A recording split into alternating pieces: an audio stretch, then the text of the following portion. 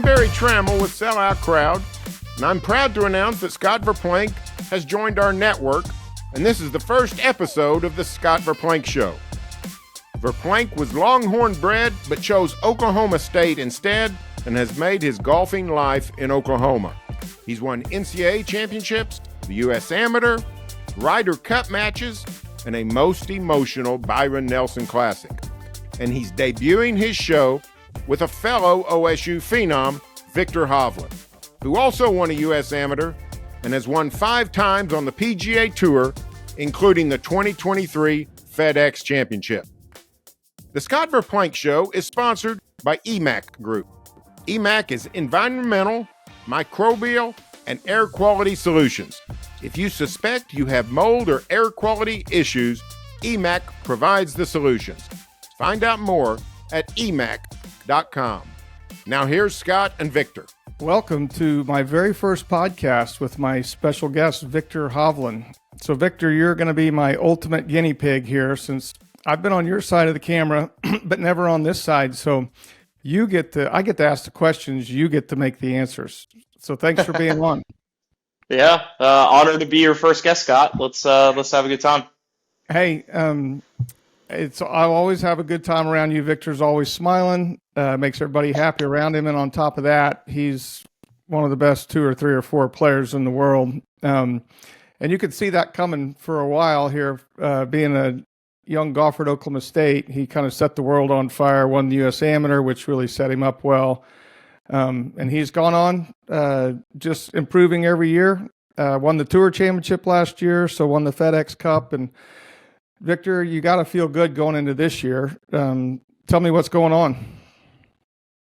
Yeah, not a whole lot. Obviously, it was nice to have a little bit of a break after last year. It was a lot of golf and a lot of good golf from my point of view. And it was nice to just have a few weeks off. I was in Norway over the break, and just to relax and think about what just happened, but also lay a good plan going forward, to keep playing at that level, because I feel like 2023 was a big year of just development. I figured out some stuff that I hadn't figured out before, but I also do feel like my ball striking can still get better. It hasn't quite been as sharp as I'd like to right now, so just trying to get that dialed in. But this game of golf will drive you nuts. There's always something you can improve, and that's just what I'm focusing on. Yeah, if you play golf for a living, you're going to have some mental imbalance going at different times or another. There's no way around it. Hey, tell me, your chipping has improved so much. I know you worked really hard with Joe Mayo. Is there, in layman's terms, can you explain kind of like what you did differently? I kind of know what you were doing before, and it looks to me like you simplified it and really kind of got it down. So can you tell us all what you're doing? Yeah, try to not make it too complicated. It's basically what I've always been told is, okay, you need to use the bounce of the club in just normal chips and basic pitching. And in my golf swing, I have a very shut club face because my left wrist kind of bows in the backswing. And I always thought that was a problem because now the club is shut, there's not that much loft, and then I'm going to have to throw that and release it out to try to hit good chip shots. Now, Joe basically just explained to me that, hey, look at Jordan Spieth, look at Brooks Koepka, look at DJ. They all have the same wrist pattern. And they don't twist the face open in the backswing, and they were number 1 in the world. They have good short games. So the way that he explained it to me was that by trying to kind of release the angle a little bit too early, I couldn't really do it because my body was so far behind. So I had a very shallow angle of attack. I was getting into the ball too shallow. And what happens then, especially when you have bad lies, there's just more stuff that can get in between the club face and the ball. And it's very difficult to produce a lot of spin or friction on the golf ball. So what he basically just taught me how to do was to move my head and my upper body forward towards the pin, which is very counterintuitive because it feels like you're going to hit it straight down into the ground, which I am. But now I'm getting very steeply on the ball. But then what's amazing is when you get forward, it's a lot easier for me to release the angle a little bit sooner. But I'm still having a lot of shaft lean, and that's what he basically told me. The best chippers and pitchers in the world, they have about 15 degrees of shaft lean, which is a lot. But at least when I'm moving forward as much, I'm in a way better spot to deliver the club instead of when I'm back here and I lean the handle forward. Now the ball's coming off like a driver, which is why I'm a good driver of the ball, because this is a technique that's very good for hitting the ball fast. In the short game, you want to slow the ball down. Well, that is for all the golf geeks. They're going to love that, Victor. For me, you're just staying steadier over the ball, and it looks to me like you got a little more weight on your left side, and it's improved so much that I heard the United States Ryder Cup team, one of the members said, "We knew we were in trouble when a guy who can't chipped in on the first hole." And I was like, well, the problem with that is the guy can chip now. If that was maybe 2 years ago, it wasn't quite so good. But now you're upper echelon, maybe top 10 or 15, and kind of getting the ball up and down. So, what a great asset for your game. I think that's one of the reasons that you've played a lot better than last year. Now you may think differently, but it looks to me like when you know you can go at flags when you know you can get up and down. Yeah, it makes the game a lot easier just mentally as well. I'm a lot less exhausted after a round of golf because I know that, okay, I can actually, like, there's been some spurts where, okay, my swing isn't feeling as good as it should, or, we play some tough courses and you might miss 4 greens in a row. And it's not a big deal because I can get those 4 up and downs and I'm still even par, and then I might make a birdie on the next hole and we're back in business. Whereas before, I missed 4 greens, maybe that's 2 bogeys and I might be out of the tournament, or you're moving the wrong direction. So it's just over 72 holes, you're going to have some bad swings and you're going to hit some bad shots. But it's a matter of missing in the right spots. And when you give yourself just relatively simple up and downs, you should be making pars a lot. And that's what I noticed. I was just giving everyone a huge advantage every time I missed a green. And some of those courses, when the greens get really firm and fast, a good ball striking day, you might hit 12 greens, and that's still 6 times you have to chip. Yeah, well, you definitely have cleaned that up, and it's made a huge difference. So I want to change subjects real quick. So tell me about growing up in Norway, and how did you get into golf? Yeah, my dad actually worked in Kansas City, Missouri, when I was about 3 years old, and he worked there for about 6 months, and drove by a driving range every day on the way to work. And when it was time for him to come home, he just bought a golf set and shipped it back home, and that's kind of how I got started. About 4 years old. Wow! So is there a lot of golf courses in Norway? I think there's about like 90 golf courses or something, or maybe there's more. I can't quite remember, but a lot of them are 9-hole golf courses, and they're not in the best shape because we got snow 4 or 5 months of the year. So growing up until I was maybe 11 or 12, I would play soccer with my friends in school, and then we would, or I would also do Taekwondo, so martial arts. But when I was 11 or 12, I decided, hey, I kind of want to practice indoors in the wintertime, because I would just play in the summer, and then when it got cold outside, I would just not play. But that's when I figured I'd like to kind of keep improving at this game. Well, it's worked. Did you have someone that you kind of looked up to that gave you inspiration? Was it like everybody else, Tiger Woods? Yeah, pretty much. I remember grew up kind of just when YouTube came out, and all of his highlight videos were on there. So I remember I would sit up at after school just watching highlights and just becoming really inspired, and not just winning, but the way he did it, the fist pumps, just the charisma, the golf swing, hitting it past everyone. I thought it was pretty cool to watch. Well, yeah, it was definitely must-see TV. And kind of still is. So Yeah. no Nordic skiing or any like telemarking or shooting rifles during a snowstorm. You didn't do any of that? I think every Norwegian, cross-country skis. I think you're not a Norwegian if you don't ski. It's the same. We're born with skis on our feet. But I'm not the biggest fan of cross-country skiing. I enjoyed more the downhill skiing. So that was a lot of fun. I would do that in the winter.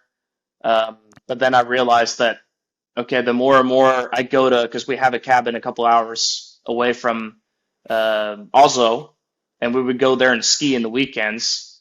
But I would much rather just stay in Oslo and hit balls into this hangar so that I could practice my golf game. So that's kind of what ended up happening. Well, so when was the last time you skied? I can't even remember. It'd have to be more than 10 years. Oh, yeah. Cross-country skiing is probably 5 years, but I don't do much of both. Yeah, well, I think you made a good choice. Not to say you wouldn't be a world champion downhill skier. I could just see Viktor Hovland, winner of the world championship in downhill and the giant slalom. Yeah, probably not. I'm glad you played golf though, since you went to Oklahoma State and helped them win the national championship. Hey, what do you think about? Have you seen much with what's going on at Karsten Creek in Stillwater with redoing the golf course? It's been a while since I was last there. I think it was a couple months ago. I was last in Oklahoma, and just driving. I just drove into Karsten, and just looking out of the car. I didn't really go out and check the whole view out, but it looked vastly different. A lot of trees were taken out, and I think just talking to Andrew Green a little bit, Coach Holder, Coach Bratton, just picking their brains a little bit. It sounds like this is going to be a big change, and I think it's going to be really cool. So I can't wait for it to be done and go back and play. Yeah, no, I agree. The redo that Andrew Green did at Oak Hill, where consequently you finished second in the PGA last year, I thought it was an excellent job. So if he does anywhere close to how good a job he did at Oak Hill at Karsten Creek, then it should be pretty special. So I'd agree with that. Speaking of that Oak Hill, I mean, you were right there with Brooks, and just an unfortunate. The bunker shot you hit on 16 out of the fairway bunker. Did you hit it thin, or did it just come off low? Yeah, I hit it slightly thin, so it was on the down slope. Hate to bring up. No, it's all right. But you're gonna be better because of it. Yeah, it was on the down slope. It was sitting down a little bit, and I hit a 9-iron, and obviously the number one thing in the fairway bunker, you want to hit the ball first. But when it's sitting down and it's in a bad lie, you kind of have to, like a little bit with a short game, you try to cover it a little bit more. You try to get a little steeper on it, which is also going to make it launch lower, but you try to trade that off for better contact. And then I hit it slightly thin and just came out too low. Now, that can happen easily, obviously. It could have, just maybe bounced out of the bunker and ended up in the fairway. I might make it up and down for a par, or worst case, it might still be in the bunker. Well, at least I hope for a better line. I can still make a par. Right. But when it ends up plug in the lip of the bunker, that's obviously pretty devastating. Yeah, golf is cruel. And it's pretty humbling, but you recovered greatly. Went on to play some of the best golf that anybody's played in a long time near the end of the year, particularly winning the last couple of events and shooting, just gobs under par. So it was probably a good learning experience for you. I would think you sucked it up and said, I'm going to keep going. So that's one of the things that I think is really impressive about you is you're not letting anything bother you. And you're going forward with a great attitude. That makes I mean, that's everything. So that's what I'm looking for you for the next few years, as you ascend to winning some of these big tournaments. Yeah, no, it was obviously it was a punch in the teeth, but I try to focus on all the positives that I've done. You know, the fact that I was there in the last group against Brooks Koepka, and I managed to, you know, obviously the double bogey on 16 hurt, but I managed to go toe to toe with him the whole day. I mean, the guy was, I think it was 4 under through 5 holes. It wasn't like he, you know, we both played kind of average and I had a chance to win. We both played some great golf the whole day and trading putts for putts and birdies for birdies. And um, you know, a little unfortunate there on 16, but I took a lot of positives out of not just that day, but the whole week. And I knew that, okay, the way that I'm playing right now, the way my short game is, if I just keep doing this, I'm gonna win some tournaments. So it's like, it sucked that it happened in the final round of the PGA under the, like in that way. That always sucks. And you're always going to think back that, oh, I should have had that one, whatever. But you can't think that way in the game of golf. You know, sometimes you win in a playoff, sometimes you lip in a putt and it goes your way. Sometimes it goes your way, sometimes it doesn't. But if you keep working on the overall good things and you continue to get better, you're gonna get some wins in the end. So yeah, it sucks, but it's a learning experience, and I hope I win some more coming the next couple of years. Oh yeah, I think you will. You know, that's funny, that tournament. That was the first time that I really kind of felt like I had confidence in you chipping the ball. I don't know. I'm sure it was coming on before that, but I remember talking to you there, and then I was doing some television for ESPN there and getting to see you on, you know, on calling shots, and I was like, man, this guy has really got the chipping stuff down now. And I know it may have been before that, but once you perform in a big tournament, I know it was a terrible finish, but you got better for it. But that's when I knew that your short game was really, you'd made massive strides, because you're on the biggest stage and hitting the kind of shots that a year or two ago you would have been throwing up on. Yep. So that's when I knew you were really on your way. So that's awesome. All right, tell me, how great was the Ryder Cup? Yeah, that was pretty sweet. You know, obviously, for me, it was a completely different experience from whistling straights, getting waxed on U.S. soil, with hardly any European fans there because of COVID. You know, obviously being a rookie, and I think going into an atmosphere like that, which is very hostile, and you have some insecurities in there with your game, mainly the chipping, and I didn't really putt that well that week either. I think it's just, that stuff just comes out way more easily when you're under those circumstances. And this time around, we're at home. I was hitting the ball well. My chipping was great. And I just felt like I wasn't that nervous. I was more just excited. I was pumped to play and chip in on the first hole. And we have a massive lead from the start and just lead the whole way. I don't think it could have been a much better week for us. Like, we couldn't script it any better, I don't think. No, that's kind of the way it looked. I mean, you had like you said, the massive crowd.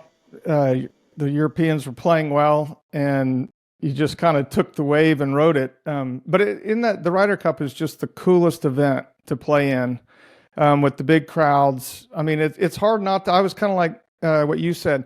I played a couple, and I was never nervous. I was just too pumped up to be nervous. I was so excited to get to basically play in the Super Bowl of golf.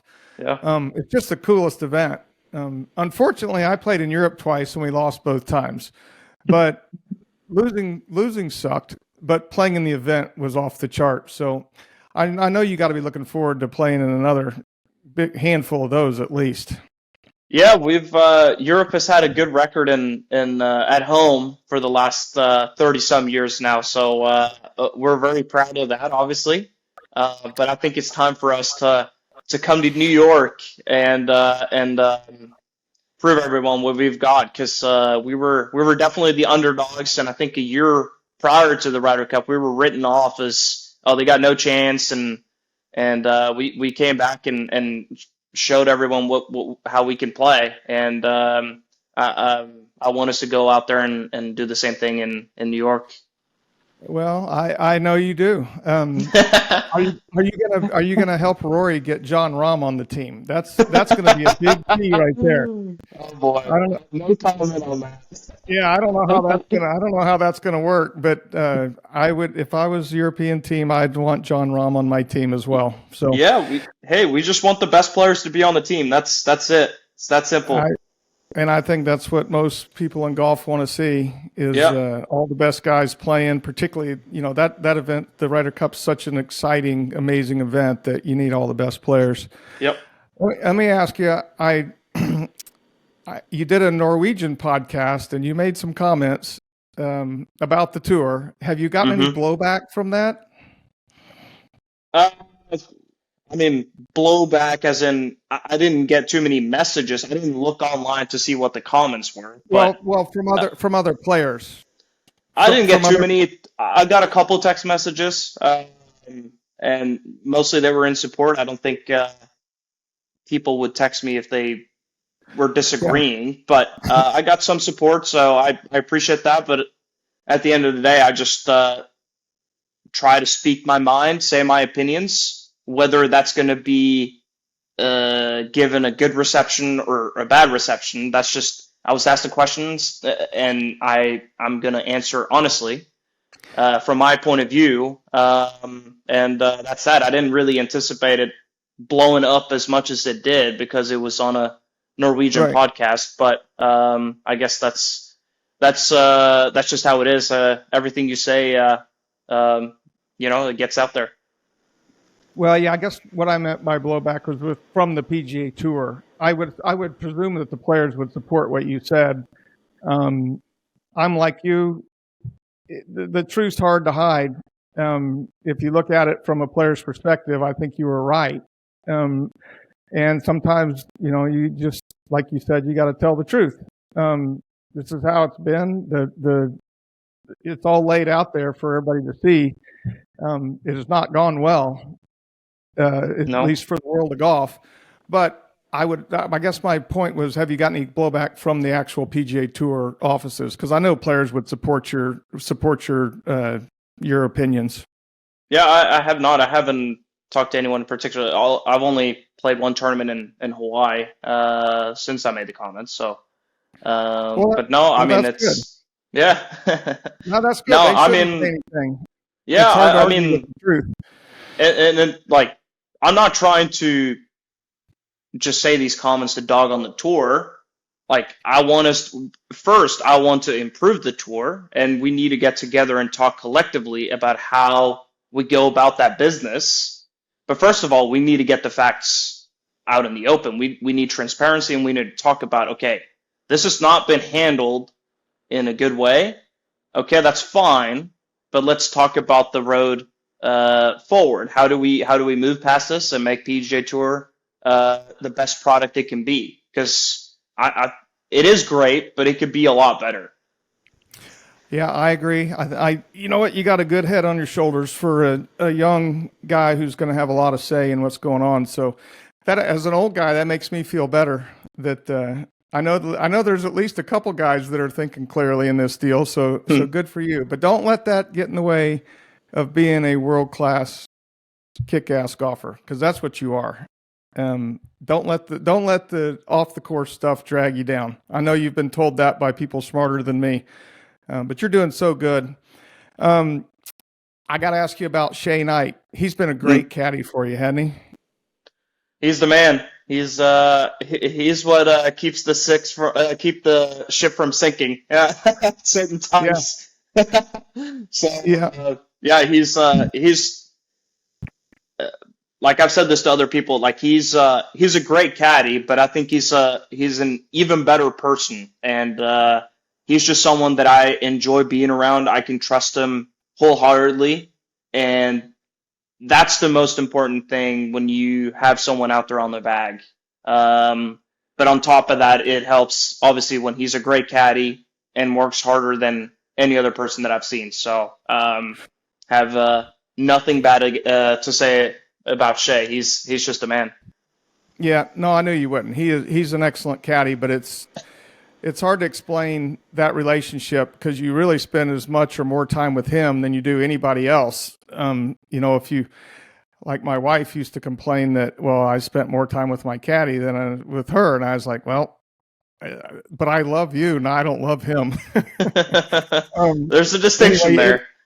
Yeah, there is a distinction. But yeah, it's really important to have a great relationship on the course and off the course. So you and Shea, I know Shea a little bit, great guy. It's a big benefit that you guys are good friends. And going forward, I think that'll be beneficial to both of you. No doubt. 100%. All right. You do anything special to get ready for leading up to the Masters? It looks like the schedule's we're gonna play a decent amount of golf. So I'm getting ready, actually go to the West Coast here in a couple of days, get ready. I play 3 weeks in a row. And then we obviously go over to Florida and play. Still trying to figure out exactly what tournaments that I'll play, but it seems like there's going to be a decent amount. And just trying to get the ball striking kind of where it needs to be, because I'm feeling really good with my short game. I'm putting it really well. Just trying to iron out a couple of kinks that's crept in there, but that's about it. Nothing in particular. I feel like if I just get to where my game feels good, I know that I can win at Augusta, I can win at any golf course, but it needs to just get back to where it needs to be. Yeah, no doubt. You can definitely win anywhere. All right, I know you're spending a little more time in South Florida now. Have you picked up any South Floridian hobbies or anything? Are you surfing or fishing or swimming more? Are you doing anything in your downtime, or do you have any downtime? Yeah, I'm not a big beach person, to be honest with you.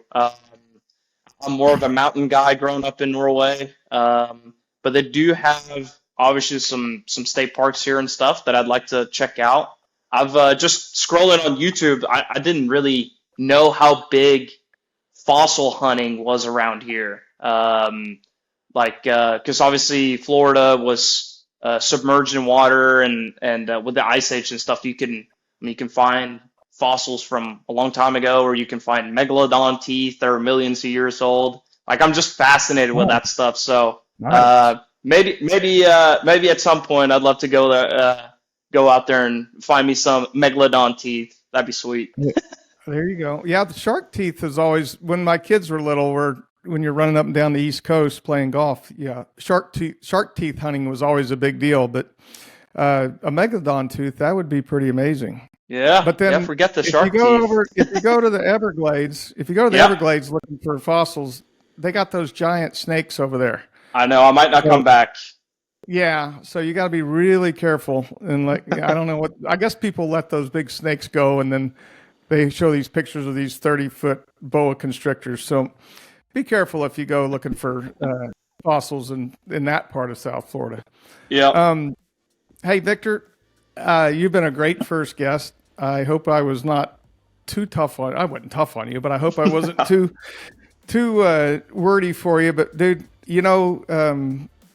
everybody from Oklahoma State loves you and is pulling for you, and we're all proud that you're part of the OSU golf team. And every single one of us knows you're already a superstar. So we're looking for more from you, and I can't wait to run into you again here at the worst at the Masters. I'll see you, but man, keep doing what you're doing. Play great. Keep that smile on your face, and thank you so much for spending the time with me. Yeah, anytime, Scott. I got time anytime for you. So thanks for having me on, and hope everything goes well with the podcast. All right, thanks, Victor. You're the best. Thanks for joining us on this first episode of the Scott Verplank Show. Remember, you can now access us via the Sellout Crowd app. Just go to the App Store and search Sellout Crowd. And if this is your first time hearing or watching the show, be sure to subscribe to us on YouTube or your favorite podcast app. And if you like what you hear, please leave a review.